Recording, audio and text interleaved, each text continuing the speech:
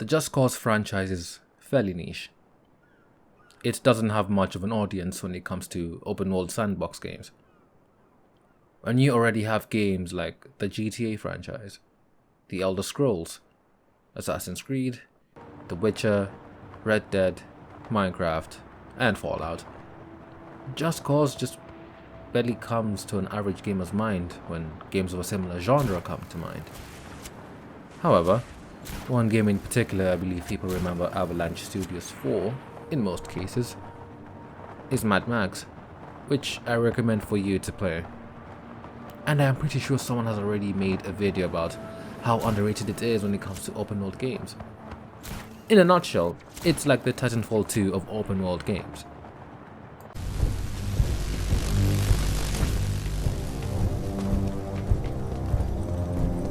My scans detect a functioning uplink targeting module, 428 meters northeast.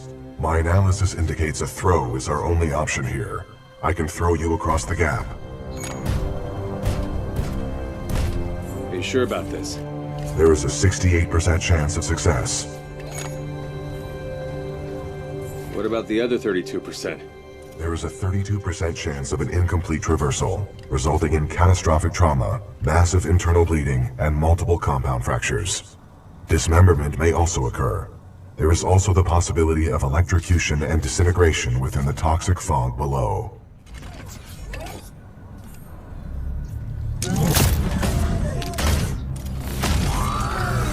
Wind, 3 knots, heading 274, range 95 meters, projectile mass 89 kilograms.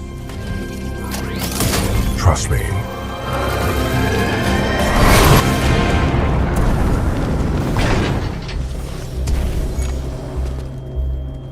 Good throw. You're welcome, pilot. Good luck over there. I was not aware of the Just Cause franchise until mid-2015 when I was in high school. I just happened to see a friend of mine watching the E3 gameplay demo and I was immediately interested in the franchise. I got back home for the holidays and decided to do my own research on the franchise to see what I've been missing. After enough research, I decided to get Just Cause 2 for my potato laptop at the time. Well, it was a HP Pavilion, it still did its work, but hey, it ran surprisingly well. Seriously though, Just Cause 2 gave me a really good impression of what the franchise is all about, causing a lot, and I mean a lot, of havoc. Explosions and everything the famous Michael Bay does in all of his films. I remember someone saying in the Just Cause videos I watch on YouTube that the Just Cause games are essentially what runs in Michael's head. And I could not agree more. I got Just Cause 3 on launch day, and by Kenyan terms, meaning 3 days after launch, due to shipping, and I played the shit out of it. I was new to the terms of DLCs and season passes at the time, as I was still learning about online gaming. Being someone who has been playing single-player games and couch co-op games for 14 years before, getting a PS4 and internet in the house in 2015 was something normal for me. After finishing the story at the time, I did not touch it after that. Fast forward 6 years later, after leaving my own country for university, I still carried the game with me. Not sure why at the time, but I did. 1 year into the pandemic, after finishing through Just Cause 4, as it was free for PS Plus in December, I looked through my collection and see Just Cause 3 and made me think, let me give this game another go.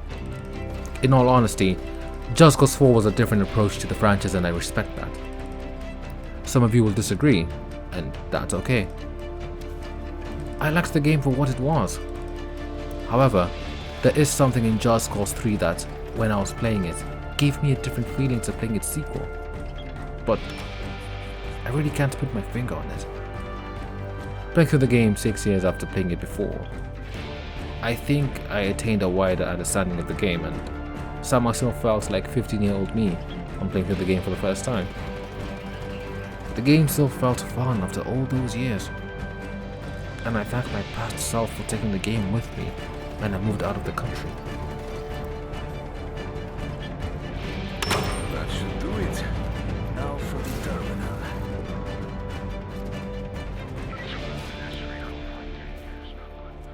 I'll break my reasons as to why this game is my personal game of 2021 into 3 reasons: element of destruction, soundtrack, and general narrative. All the footage was captured on the PS5 or backwards compatibility. Beware of spoilers for those who haven't played the game. It's 6 years old, so it's free real estate. Anyways, the game is set in Medici, a Mediterranean island that's 1,036 kilometers long, or 400 square miles for those Americans, excluding the DLC islands. This makes it one of the biggest open world games to date, bigger than GTA 5, which is approximately 80 kilometers squared, or 31 square miles. For a game this massive, it surprisingly doesn't feel tedious, as the world is your oyster. Travel by car, boat, plane, wingsuit, hell, even a rocket-powered wingsuit if you play the Sky Fortress DLC. You have the creative freedom to do whatever the hell you want when it comes to destroying anything owned by the villain of the game, Sebastiano di Ravello. To liberate every province, there will be oppressed towns and military bases, which you can do at your own pace, mostly as some story missions need you to liberate some provinces. The amount of creative freedom you're given on how to liberate towns and bases is astounding, to say the least. You want to nuke your whole base? You can. Want to drop a car with explosives on a SATCOM dish? You can. Want to fly a jet into a big fuel ball? You can. Want to destroy an antenna tower while walking on top of a plane, then backflip to let it fly into it? You can. The amount of possible things you can do is endless. Most open world games have a scripted way of doing things that don't really have a narrative sense to it. I'm looking at you, Rockstar.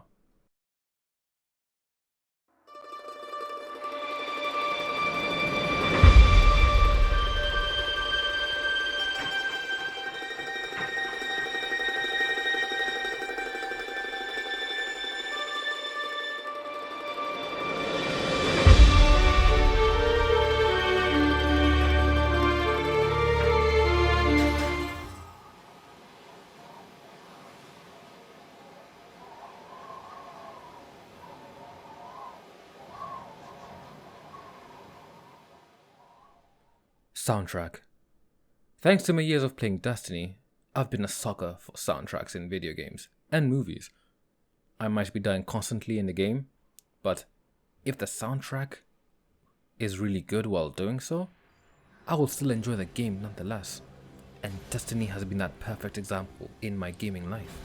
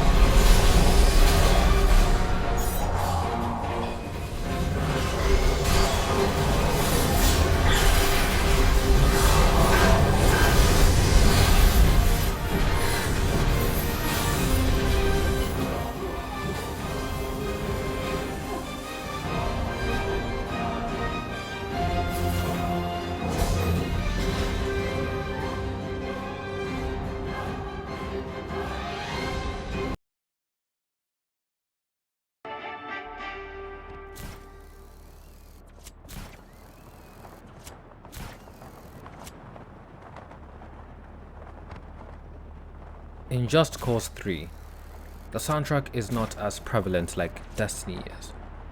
However, it does feel atmospheric. It's intense and adrenaline pumping when it needs to, and it's slow and tranquil when it needs to. Gliding across Medici with a wingsuit feels so damn calming after an intense story mission or military base liberation. I also sometimes listen to the game's soundtrack on my phone when I take walks outside.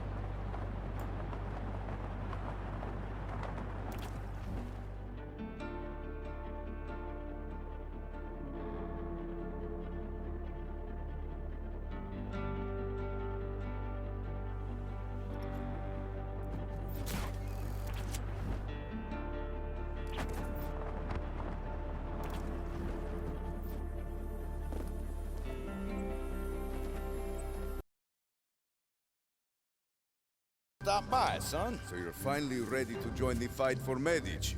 Look, before we get down to business, there's something I need to say. I am a rotten, backstabbing old bastard. That's true.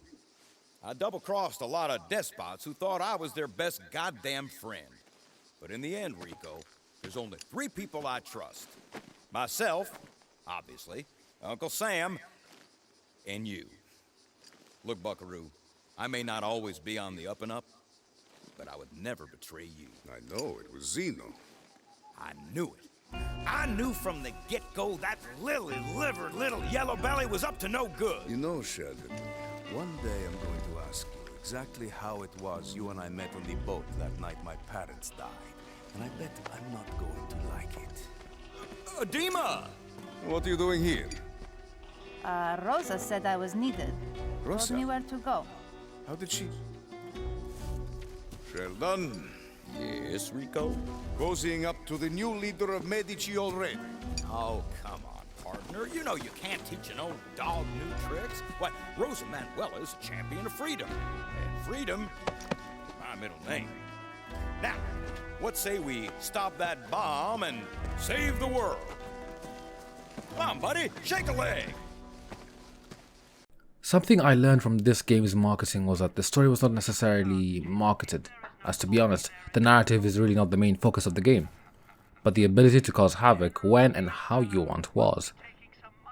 This was shown in majority of the game's marketing in Sets the World on Fire.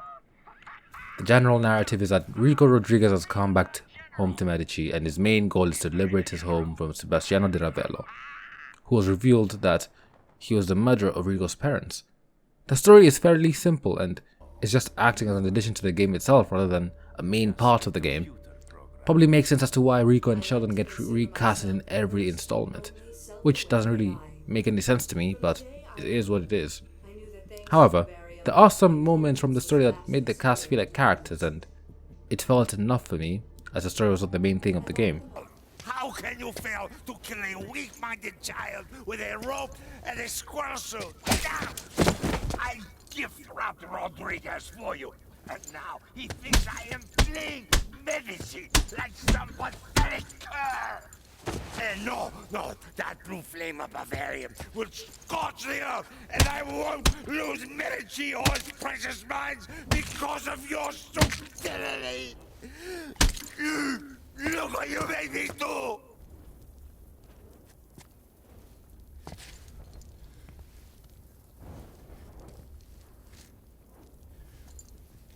Clean that up. And the voice acting is good enough for a simple story. At least it wasn't like that one specific character from Just Cause 2. For those who've played the game, you know who that person is. My name is Bolo Santosi. I am the leader of the revolutionary army known as the Reapers. Our goal is for the people of Panau to break the chains of oppression and rise up as one. I hear you are looking for able-bodied comrades. You are the Scorpio, no? I hear you are very skilled. They tell me I am the best.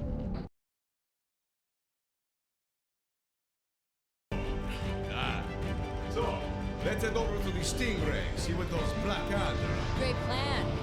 If you want to die. In the end, what was Just Cause 3 for me compared to its predecessor and successor? It was a game that made you feel like you own everything and everyone who stood in your way as Rico Rodriguez. And in a time like this, in a pandemic, where things feel like they are not going your way and feel really low in your life, this game made me feel something different and gave me the reason as to why I still love playing video games. No matter how bad some games can be and developers putting business over creativity, this is a game that I cherish for what it is. And you haven't not played the game yet, I suggest you do. If you have, try playing it again and see if you can have the same feeling I did playing after 6 years.